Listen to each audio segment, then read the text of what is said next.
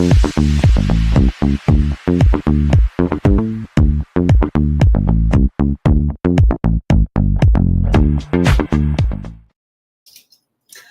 everybody. Welcome back to Let Her Cook, brought to you by BSCN. I am Jackie Dutton, your hostess with the mostest, and we are balls deep in some Thanksgiving prep.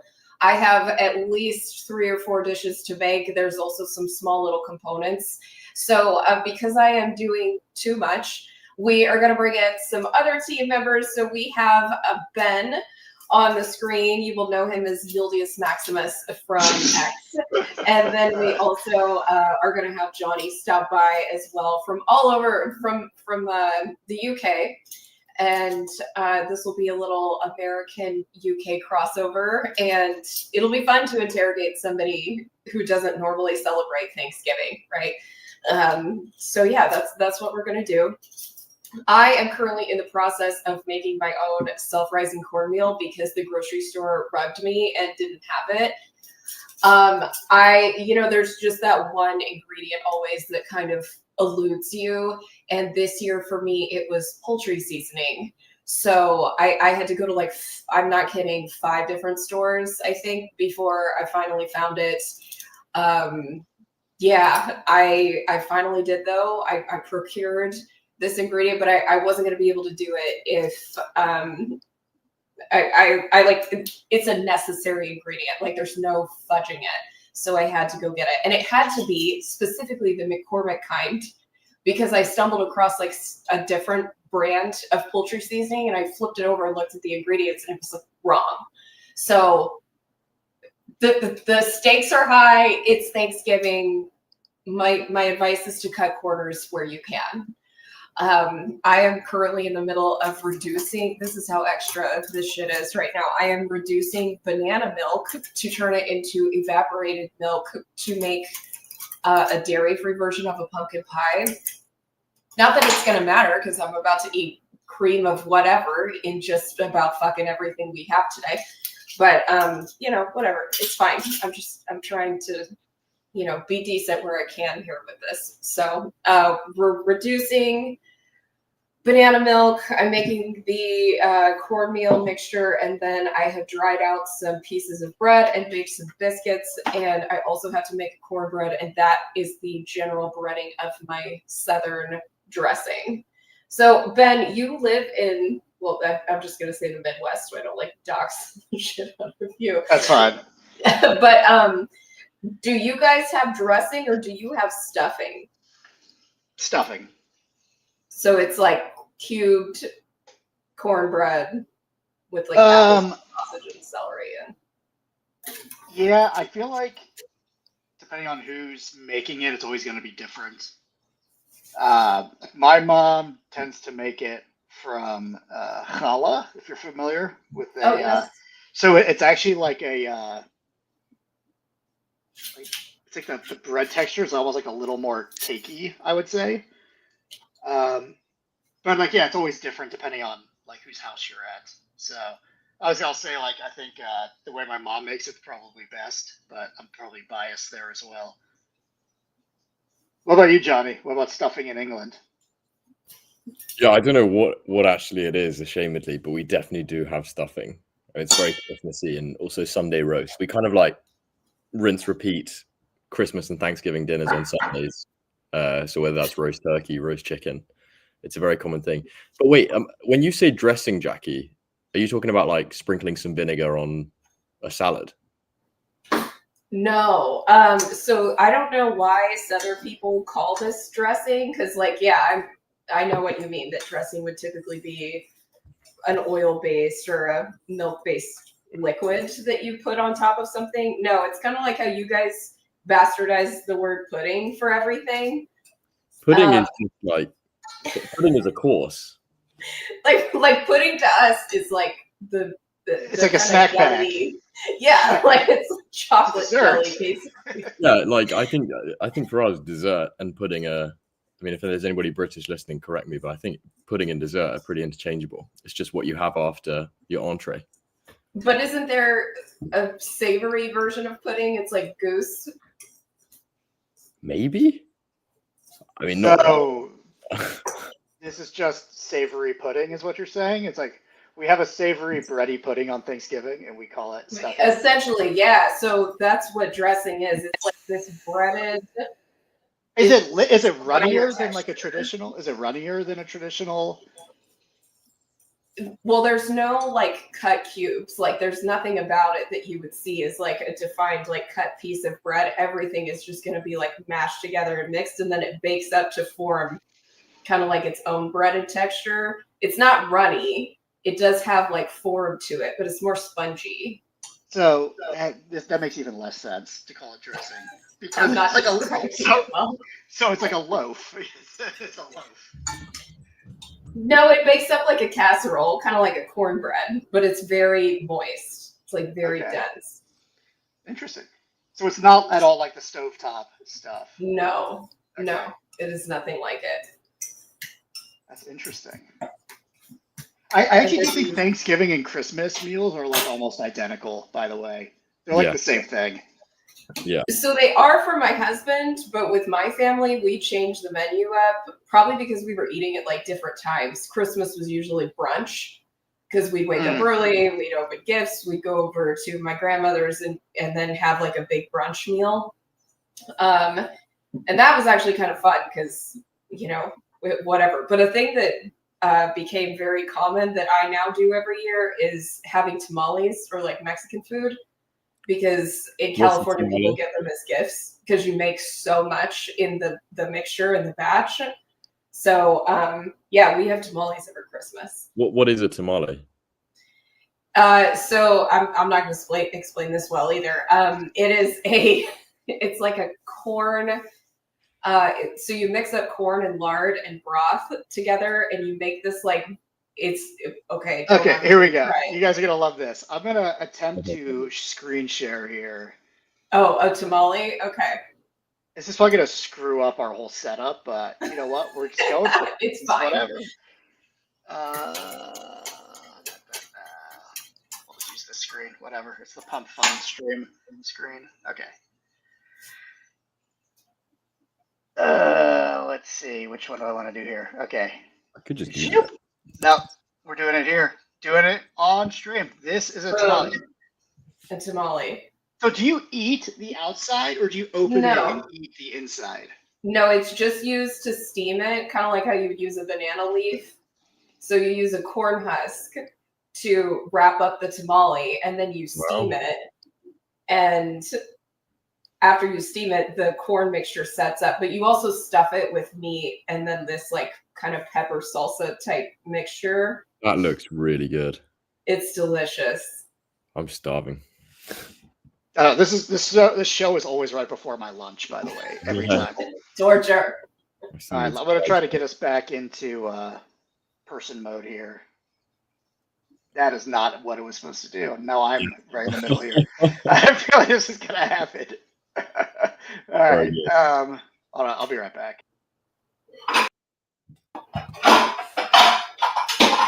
There we go.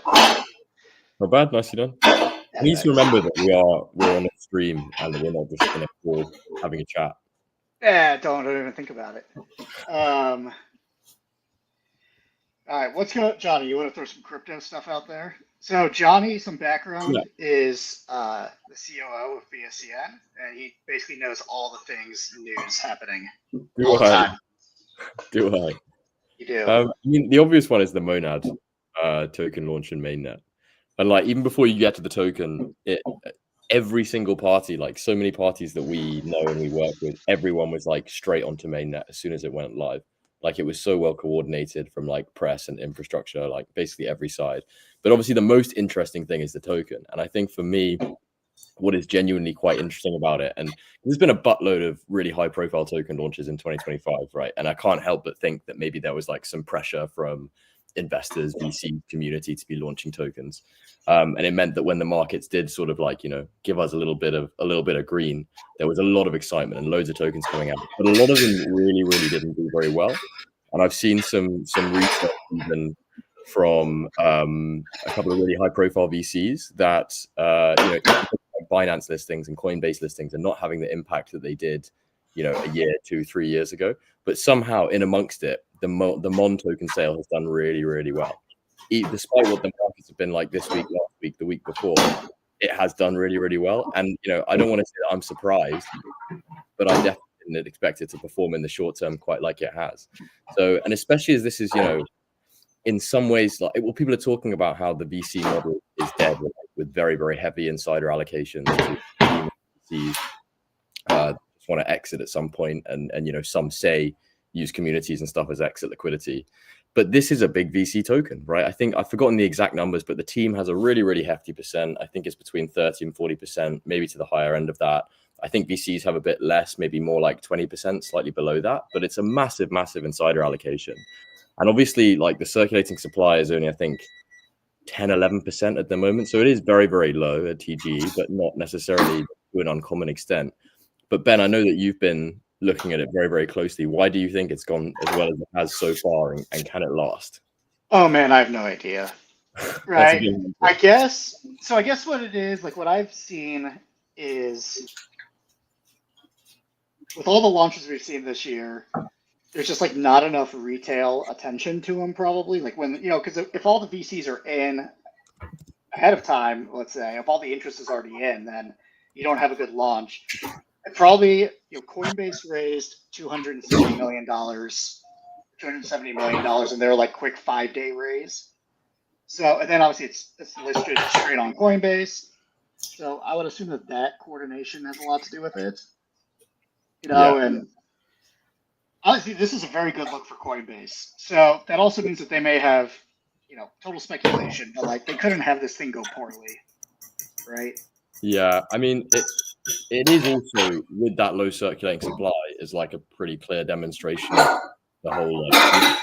I gotta turn Jackie down here. Yeah, it's like smashing Thanksgiving. But it launched at, I think, just over a $3 billion valuation, but that's a fully diluted valuation, right? So the float was really, really low, which is not uncommon. Like, Monad is definitely not alone in doing this. It's been used for a bit, at least in my memory of the markets, it's been really, really common. But the market cap itself, I think, is what, like 200 and something million. Well, so now it's about 500 million. It's doubled. It launched at 250 million. It's 500 million now. I mean, that is pretty impressive, to be fair. But yeah, it's somewhere between 400 and 500, which still isn't that high. It's just not that high if you think about it. It's high for a market cap on like day 3. Like, I do think that is the case. But obviously, like, people are looking at valuations of whatever it is, 4 to 5 billion now, and that is not necessarily justified, right? Because obviously, if you released the other 90% of the tokens that are currently locked into supply, right, the valuation would no longer be in the billions, right? It would be, significantly lower. Probably still 9 figures, but like a lot lower. So some of it is optics, but equally, you can't, if you did get in on the Coinbase sale, then you are very, very much in the green. I think you're looking at about a 2x, right? Yeah, it's about 80% up. Yeah, which for a token of that size is like really, really impressive. There has also been just massive, massive amounts of hype. And I think to analogize Monad with some of the other projects that have launched this year is not necessarily fair. Like, this is a project that, I think they raised something like 250, give or take, million through private funding rounds. At least one round of which was led by Paradigm, which is like the ultimate VC, right? And then they raised another what was it, 269 million from the Coinbase sale, I think, something like that, about 270 million. So this, I know that they would have burned through a lot of it, but just having $500 million on hand, it might be enough to make you bullish on a project, right? Like, if a project's treasury is in the hundreds of millions, it would never make sense for it to have, a 20, 30, 40, 50 million market cap. So there's a sense of that, right? Like, even when you're valuing a company, you look at the value of all its assets, and its assets are pretty steep, right? Like, that's no joke in and of itself. But I think the real test will be like, can it create a fully fledged ecosystem? Like, how many big L1s have we seen, that ultimately never gain the traction, never gain the ecosystem? Doesn't matter whether they're EVM compatible or all the rest of it. They just never like sort of have that gravity of sucking in developers and sucking in retail and institutional participants. And I think the real test will see whether Monad can do that. Obviously, big head start with the capital they have. You can bootstrap an ecosystem with that much cash, but will it ever rise to be like a Solana or an Ethereum? And those really are the only two sort of that sort of, a lot of really, really impressive L1 ecosystems out there. But in terms of like the gold standard, the ones that, almost have a gravity in and of themselves now, it is basically still Ethereum and Solana. Now, you can point to a few Ethereum L2s, but it's not quite the same. If that makes sense. That does make sense. It'll be like the amount of money they're going to be able to invest in developers is going to be crazy, right? They could just like throw up $100 million fund right now, like no problem. Yeah, I mean, I'm guessing maybe they haven't already. I'm just Googling whether it has an ecosystem fund yet. I would assume it does. I should really know that. But also, I saw like on their announcement post when they put it live, tons of big projects were responding to it, like Pancake. I think PancakeSwap is already live on Monad. Yeah, day one we covered And that. they are obviously the largest. I mean, is PancakeSwap the largest DEX by far now at this point? In terms of volume. Some of the Solana. Hang on. Yeah, Monad is actually part of their drop-down menu of chains. So, Wow. And because they are, here's something that's always neat. Because they are, PancakeSwap operates a bridge through its DEX now. I bet you I could just like swap some stuff straight to Monad at this point already. So just looking at the dashboard of like top dexes by 24-hour volume, PancakeSwap is number one by quite some margin. But that is a dex that obviously it's multi-chain, and that's a really, really exciting thing. But they ultimately do dominate all of the. And you know what? When I was talking about Solana and Ethereum, I completely left off BNB chain, which is so incredibly unfair. Like BNB chain is definitely up there in terms of activity, but PancakeSwap really does have like a vice-like grip on the volume that comes through that ecosystem. Whereas if you look at like a Solana, the volume is slightly more fragmented, or at least from my understanding, is more fragmented across different dexes. So yeah, PancakeSwap is the biggest dex right now. Like there's no two ways about that. Biggest AMM. And but yeah, I mean, I think there is a sense in which like, I remember the days where PancakeSwap really was just an AMM, and now it is a lot more than that. I think there's even like some predictions market stuff going on. I don't know whether that's taken off or getting used in a big way, but like probably the most interesting thing is the chain expansion, and they do have offerings across like basically every chain now. Yeah, Monad is not yet built into their like native bridge, but I imagine it wouldn't be that long. So that's pretty neat. Oh, I saw someone complain. They were like, so let me get this straight. You had to KYC in order to register for like the token drop of Monad. And now you can just buy it even lower than you would have purchased it then and not KYC because you can just buy it through a DEX. Well, I don't know. If you got it on Coinbase, you're up a 2x right now. Yeah. So, I mean, did they do a token sale somewhere else at a higher valuation? I doubt it. I imagine Coinbase will have wanted exclusivity. Yeah. But yeah, so Monad does, I mean, the answers that I'm getting here just from sifting is that it kind of does have an ecosystem fund insofar as about 40% of the token is reserved for ecosystem growth. And that's like grants, incentives, validator incentives, stuff like that. But then what are they doing with the rest of the cash? Just run their business, right? Yeah, but like, I mean, it's a big runway. It is a big runway. But I've looked at some there are some ecosystems in the past, like I think one was called NIM or something, because there was a big period where all of the best projects were doing their their ICOs, their sales through CoinList. So any project that was launching with CoinList was at least worth having a look at. And they didn't all yield positive results, but disproportionately compared to every other like sale platform, CoinList was the best. And I was looking at some, and I think through that I came across one called NIM, which was a privacy-focused blockchain, which is obviously a controversial sector to be operating in anyway from a regulatory standpoint. But they had a big pile of cash, so I was reasonably excited about them for a while. But I haven't heard much from them, at least in the last few years. Like I haven't heard of that before.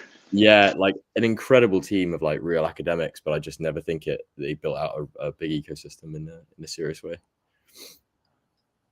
I could be wrong. Like NIM could be about to explode. Who knows? But I remember looking at it at the time and being reasonably excited because of the cash they had on hand to deploy into ecosystem.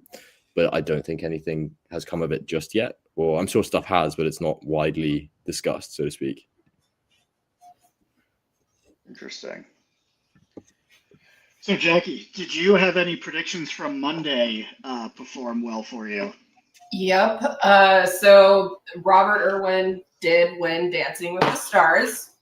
How is the winner decided for that? Is it popular vote or is it judge decision? The producers pick the winner, but they lead America or anyone watching to text to vote. So they text the name of the person that they want to this like $6-digit $10 number. to send that text or something. And It's all bullshit. I mean, like, I lived and worked in LA for years. I had like tons of friends that worked on shows like this, and they were like, no one is like calculating the amount of texts or numbers towards people. They're not doing that. It's the producers. They're picking who they want to win. Wait, really? That's Even when they hot. did like, Are you serious? Yeah. I don't know whether you know, there's a show in Britain called I'm a Celebrity, Get Me Out of Here. I think it's still running now, but when I was younger, it was all the rage. And that was like a text-based vote to like get people in, get people out. So obviously the people causing drama and controversy, they stay in. And like the trick is like not to be boring and stuff. So I'd be off instantly. But I always figured like that is legit, right? You can't. Yeah, in America, they're deciding. So what's the point of the vote? Like engagement. It's just engagement. Yeah, it's just to make people believe that they affect the outcome, so they want to watch. To be fair, having said that, like Steve Irwin was always a massive hero of mine, so I'm not unhappy that his son won. To be fair. Oh no, he's a super sweet kid. He did really well. I just don't. I already know that like they're not doing the text to vote thing. They just decided he would win. How old is he? How old is Owen? He's like 20. Oh, really? That is young. He's young. Yeah. Yeah, He 21 might years. even show up as like a top Google person. Yeah, 21. Fair play. It's impressive. It's impressive. Yeah, the other prediction was would the turkey gobble during the presidential pardon, and the turkey did. Sorry, it almost sounded fake because Trump's just like reading his thing and it's just like it gobbles and he's like, whoa. Like, That is wild. I often forget how wild the predictions market sector is until I speak to you, Jackie. And then Yeah, I can't believe it either when I get on there. I'm like, people, and the volume of the money, like that is really what blows my mind. Like, whatever, somebody created a bet and there's $1,500 staked, probably by that one guy. Okay. But the millions of dollars of volume off of something, like, will Tesla release a gas car this year? Yeah, I did see that one. so I did bet on one thing you talked about on Monday for fun. I thought about doing the gobble one, but I didn't. I wish I would have. I bet on this is the National Dog Show.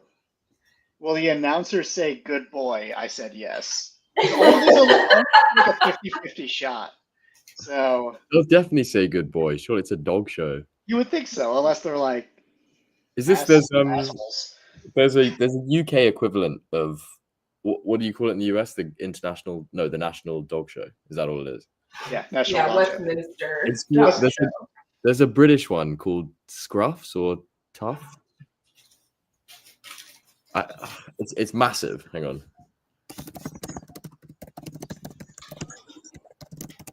We also have the Puppy Bowl during the Super Bowl halftime show. Oh, that's it. What's the Puppy Bowl?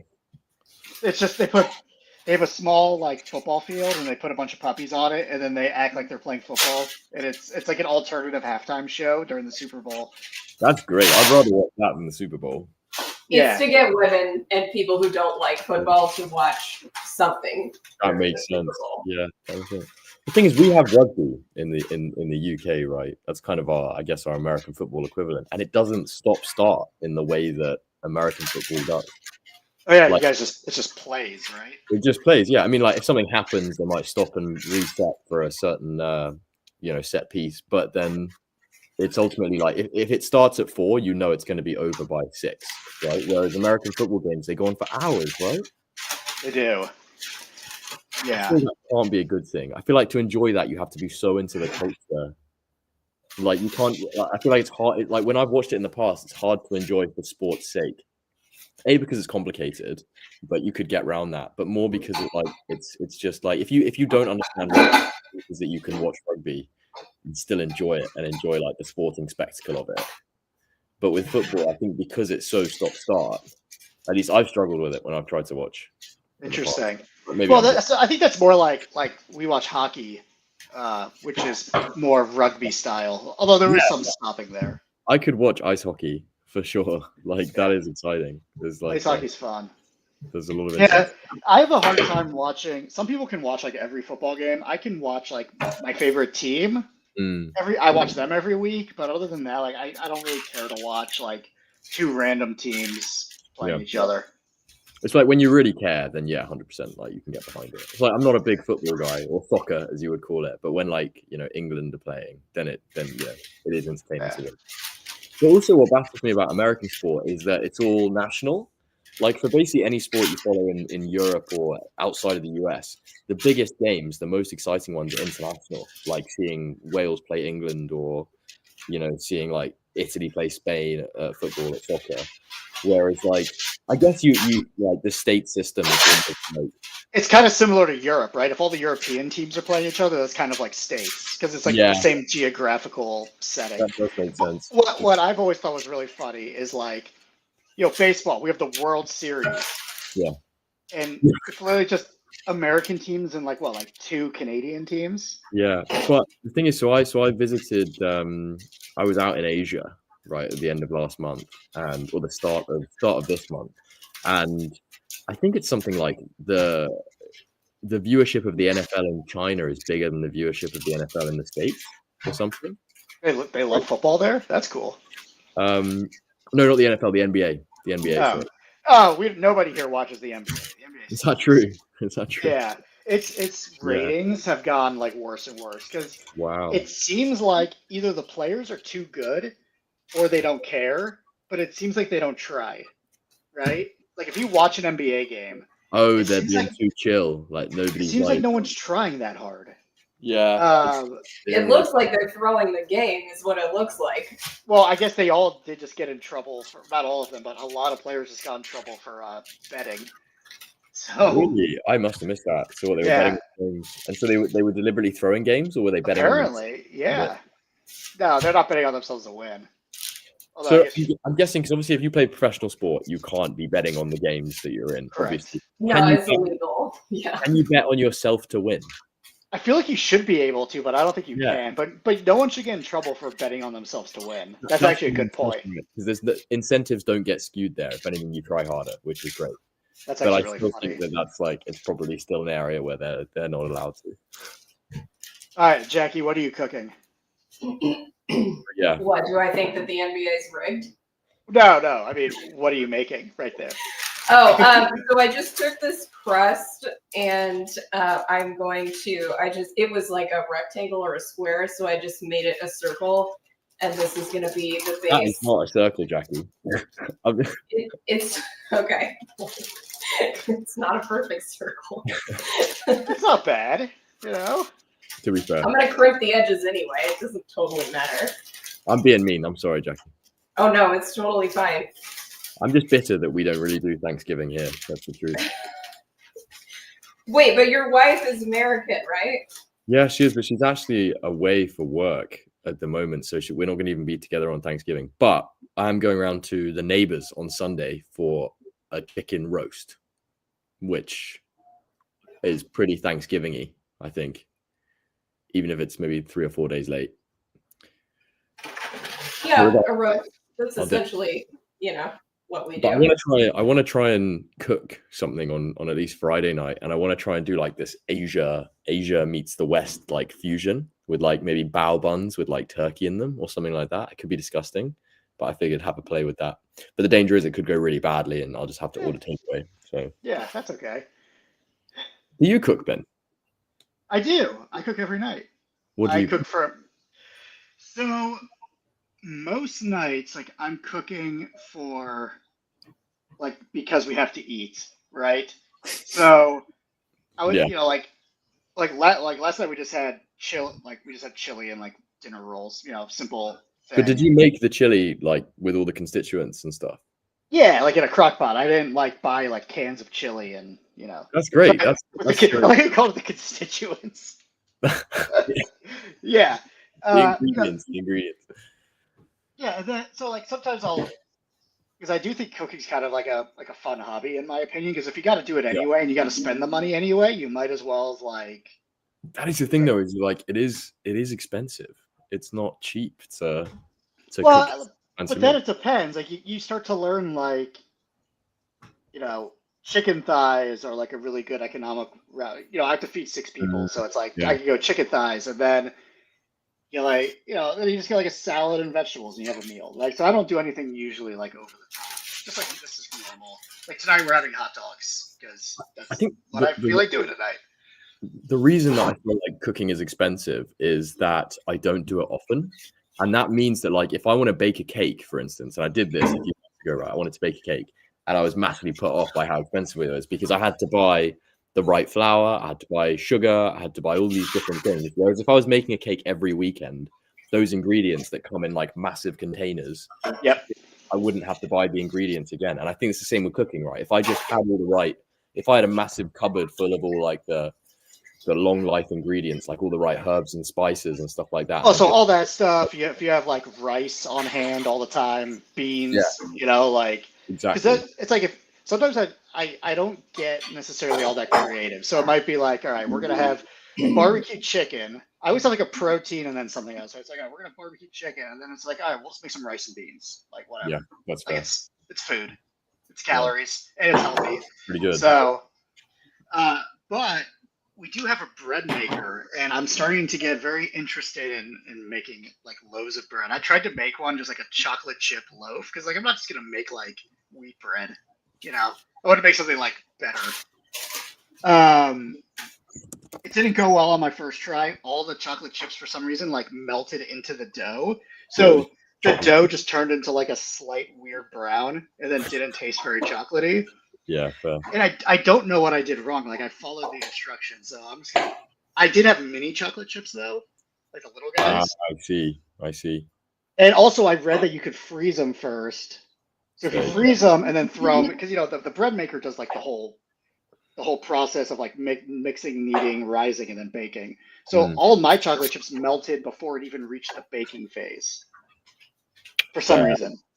So I gotta freeze them first. Jackie's nodding in agreement over there on the freezing. Yeah, I would say a bigger chocolate chip and then freezing it beforehand would probably help. Yeah, because I wanted to have like I wanted a slice of bread with like chocolate chips in it, right? Like I'm like a child, and it just ended up being a brown loaf. So it was very disappointing. The kids liked it. I mean, the kids ate the whole thing in like one night. They like love bread. I don't know why. It's a dessert to them. Like they love bread, so. That's quite cool. Yeah, but also eating out's too expensive now. Like it's like insane to eat out. So I was in New York and I was there for I think maybe 2 weeks, and for the first week I just got like takeaway or like restaurant food or takeout or street vendors, whatever it was for the first week, and I was like, no, this is ridiculous. I'm wasting so much money.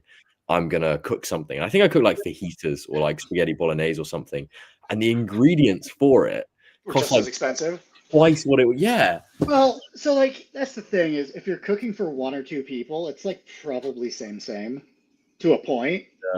Yeah. Whereas like if I want to, so like if I were a Chinese takeout, I spend like $80. It's like absurd. For like a family.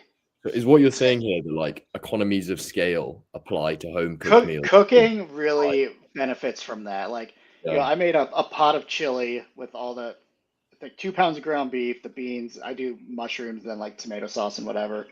It's probably like a total of $15. Yeah. And I have leftover for lunch today.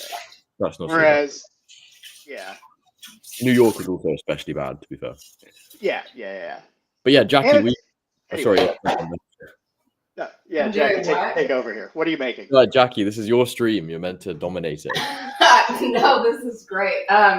So this is my secret family recipe for pumpkin pie. It's the can and then whatever it says on the side of the can to make to add to it. So this is just a mix. So instead of needing spices, something else, the only thing I have to add to this, in addition to a pie crust, is 2/3 of evaporated milk in a cup and 2 large eggs, slightly beaten. Surely, if the milk is evaporated, then it's gaseous. So yeah, this is what I was doing just to make this dairy free. But you can buy a can of evaporated milk. Did you but say you're making essentially- banana milk? Yeah, I used banana milk because there's like a cinnamon texture and Sounds quite or like nice. cinnamon and whatever. But you just start with like 3 3/4 cup of milk, and then you just simmer it until it reduces down to the measurement you need. So about half. You evaporate the milk. Yes. Well, that's the thing. Like in my mind, evaporated milk is milk that has evaporated and therefore cannot be added to anything. Not very easily. But I'm guessing. By the way, we got a comment from Joey Jojo Shabadoo, who is often a stream watcher and commenter. And he said, definitely the Coinbase pre-sale marketing made a difference. Like, for sure. That makes sense. That Yeah. makes sense. On the Monad sale.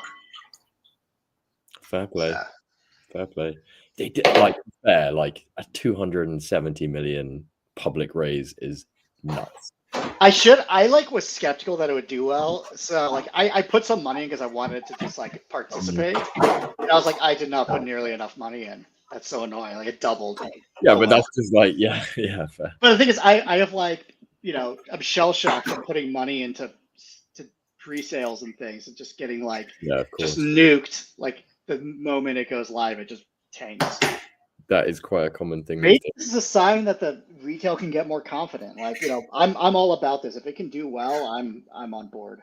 So again, I should really know industry benchmarks off the top of my head, but they did, I think, 3 to 4% of total supply was airdropped, right? And that's already taken place, right? The Mon tokens have been airdropped, They've right? already been airdropped. I'm just checking. Hang on. And that must have been that because there was an initial sell-off. I remember. And so Yeah. obviously some people on Twitter were like, "Oh, here we go again." But Yeah, it pretty so quickly. They did the airdrop same time as the token launch and the mainnet launch, but that's like because obviously like That's really good then. airdrop farmers are mercenaries and will exit it very quickly. And once the trend becomes established that airdrop tokens tank after launch, then suddenly that feeds into it, right? It's a vicious flywheel where therefore everybody in the airdrop is going to sell it, right? Suddenly the few bulls that like were optimistic about the tokens, like 1 month, 2 month, 1 year time horizon, are suddenly very pessimistic about it and will tank it. But it sounds like that didn't have the impact that it typically has on the Mon token. I wonder if because like Coinbase is involved and stuff, if they had market makers ready to absorb the airdrop sales. Yeah, they will have had massive liquidity depth, but like probably after this, we need to have a proper look at the allocations and what's been released and stuff. And That'd be interesting. Maybe have someone put out a yeah, maybe Suman could do a we pushed out an update, analyzing its sort of first 24 hours after launch, but we'll probably be due one at the end of the week or something like that. I'm just going to go get a glass of water, so I'll be back imminently. Cool. Good stuff. So Jackie, are you hosting Thanksgiving? I'm not. I will go to my brother's. I'm actually really glad that I'm not hosting in addition to making the food, because that is like an extra level of like, not only do you need to make the food, but your house now needs to be clean. Your bathroom needs to be like, presentable, everything, I need to have space for the kids to like be nuts Right. and play Yeah. Nintendo Switch or whatever. I need to figure out where to put my dogs. So yeah, I'm very glad I'm not doing that. And we'll just go to his house and then I will just bring my food. So I'm like the food fairy for Thanksgiving. That's pretty awesome. Do you host? Do you have to have No. We're going to my mom's on Thanksgiving, and then something with my wife's family on Saturday. Mm. So separate days, and just kind of we just have to show up. We don't bring anything. We're those people. We show up and eat. Do you do the dishes though? I feel like there's cookers and then there's the people who do the dishes. We can help clear the table. We bring the children, and the children are the essence of the party, you know. So That is true. Yeah. or something like that. That is true. My sister's the same way. She's the only one of all my cousins with kids. So she rolls up on my mom's side of the family with her kids, and everybody's just like, oh, yes. Thank you for bringing them. That does look nice, Jackie. Well, thank you. I'm so hungry. Jack, Wow. have you ever gotten one of the, is it a Costco pumpkin pie? They sell like 10 billion of them. Yeah. I want to look They're up. delicious. They're good. Aren't they like super cheap and they sell out every year? They sell like crazy pies. Yeah, they're not very expensive, and they're like bigger than this too. I think they're like a wider pie. So the pie's 12 inches. It weighs 3 pounds, and they sell it for $6. Yeah. Fair play. The price has been unchanged since 1987. Wow. That's so funny. That's insane. I'm sure back then they were like $6 for a pie, and now That's we're so like, oh my expensive. god, that's so cheap. It's like some families are like, we're just eating pie this year. That's it.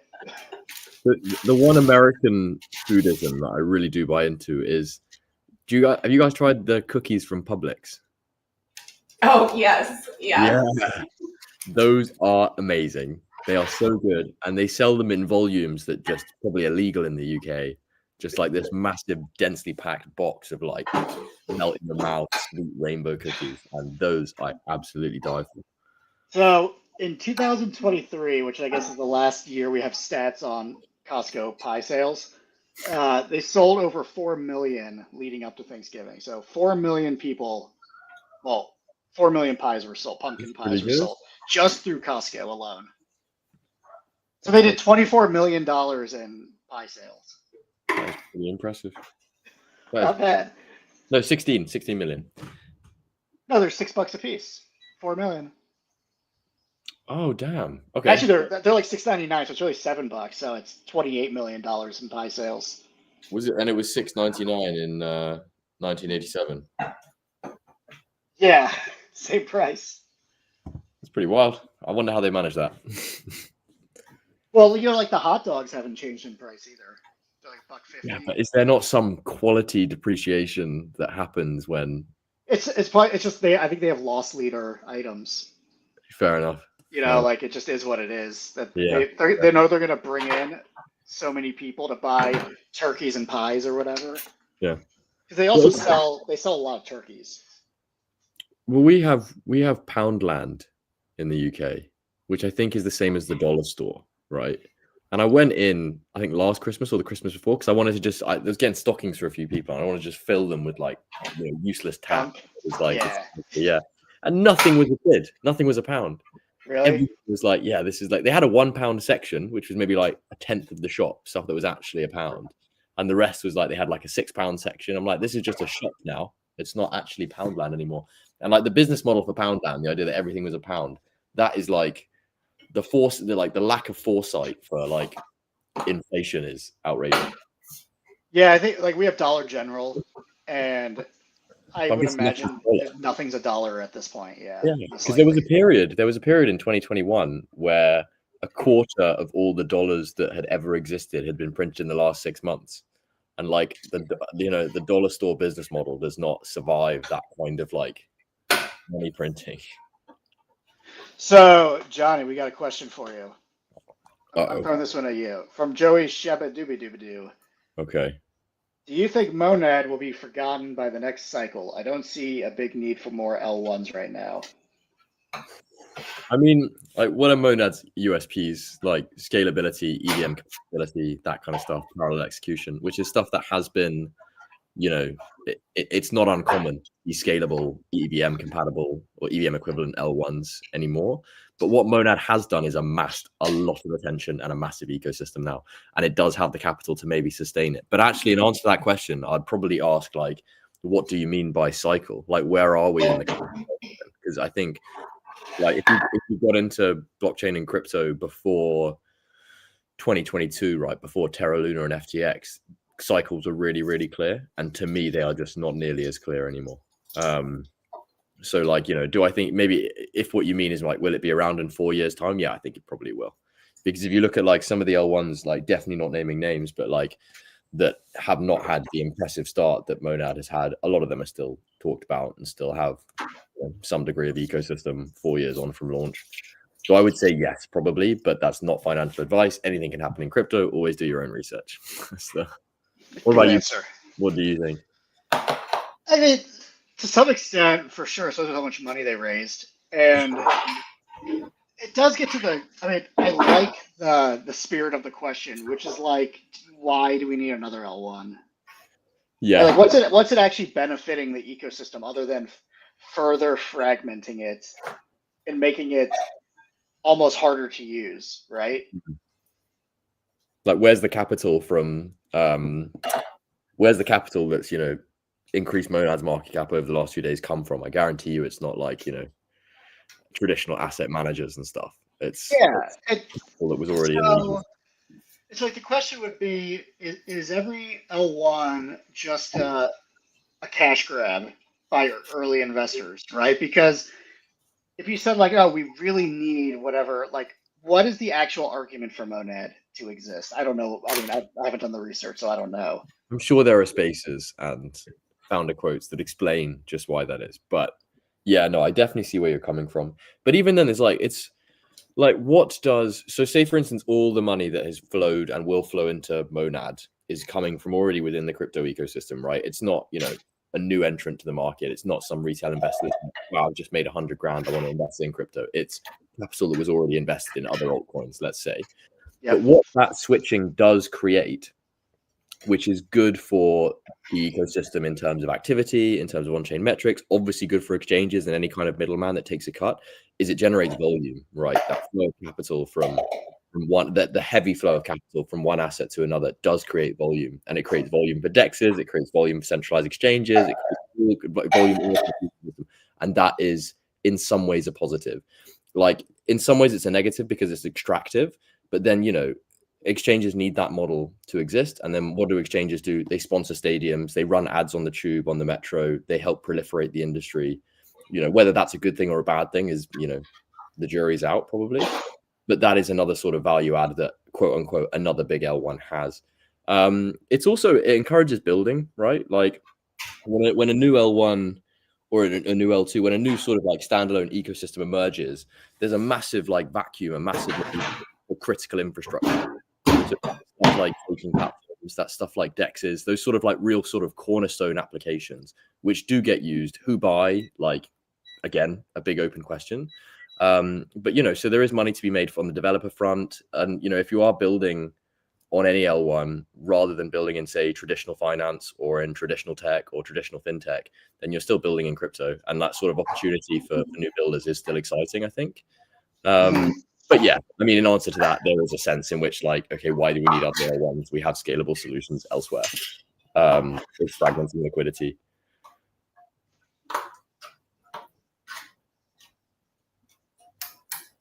If that makes sense. That was a good answer. I'm just thinking through it all. And you're right. I think I'm trying to find something to compare it to, but I'm not sure what it is. Well, I mean, what do you compare? But everything I said is a double-edged sword, right? Like even when I spoke about how it generates volume and that creates exchange fees and stuff like that, that's still extractive, right? Like why should it be that money leaves investor pocket and goes to the exchange platform other than that they're providing a service, so to speak? Like it's all swings and roundabouts, so to speak. I don't think necessarily it's a good thing, bad thing. It's the nature of the beast. It's just a thing. Okay, yeah. For now, and the nature of the beast changes dramatically and has changed dramatically since I, got involved in the blockchain industry. It's true, and I guess if there wasn't an appetite for it, then they wouldn't have raised $500 million. So that almost like the proof is in the pudding, in a sense, right? Like, I suppose so, but then, yeah, I don't know. I find it very, very difficult to trust in crypto, even when you see like on-chain volumes, like say for instance, a DEX is touting some incredible monthly volume figure it has. Like, you don't know how much of that is. You don't know how much of that comes from a small number of institutional players that are effectively wash trading. And again, making no accusations against anyone, obviously.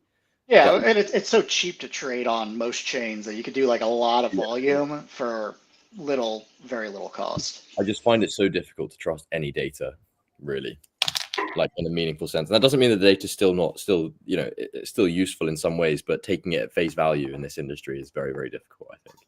Yeah, interesting. True for centralized platforms as well. We at ESCN, we've never paid for bots or fake followers or anything like that. But that is 100% not true. Like for a lot of crypto projects, that is just the done thing. It's standard practice. So, Well, and actually that gets into like, all the stuff we just saw the news break last weekend of like all these accounts are just the geolocations and well, it's just like Twitter has this incentive to like fake everything just to get clicks because then you might get some ad revenue, like I suppose so. I mean, I think with a lot of these platforms, not necessarily Twitter or anybody specific, but obviously that like bots are not necessarily a bad thing for a lot of platforms.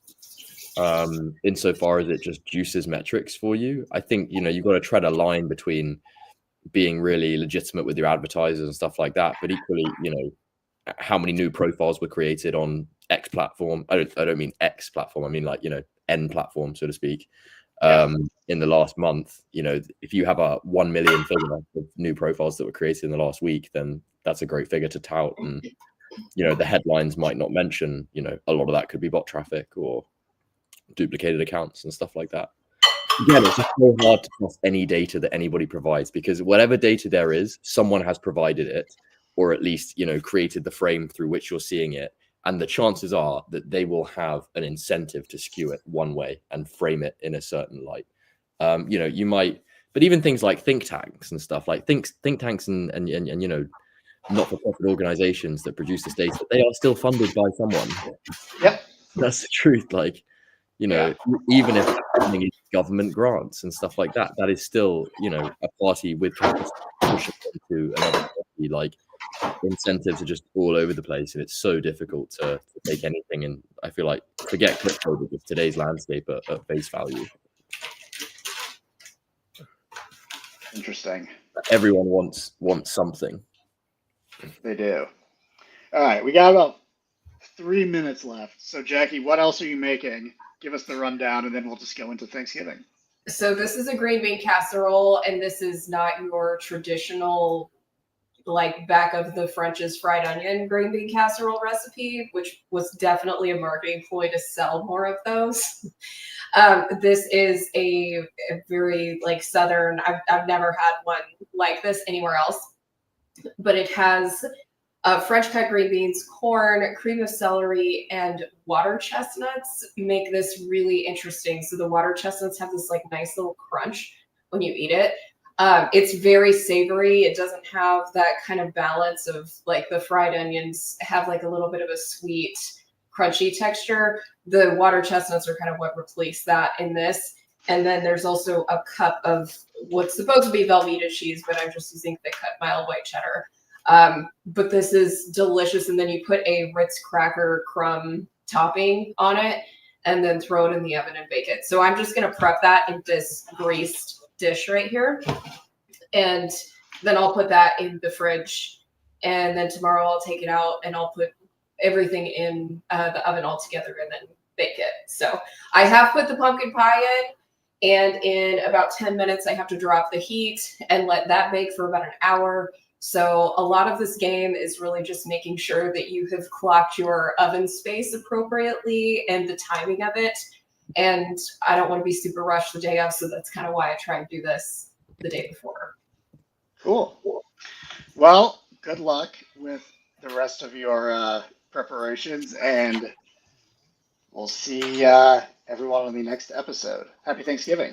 Yes, happy Thanksgiving, everybody. We'll see you Monday at 12 p.m. Eastern for some more prediction markets and a little debauchery. We'll see if I can clock all of my bets correctly. All right. Enjoy the good luck. All right, bye, guys. All right, bye.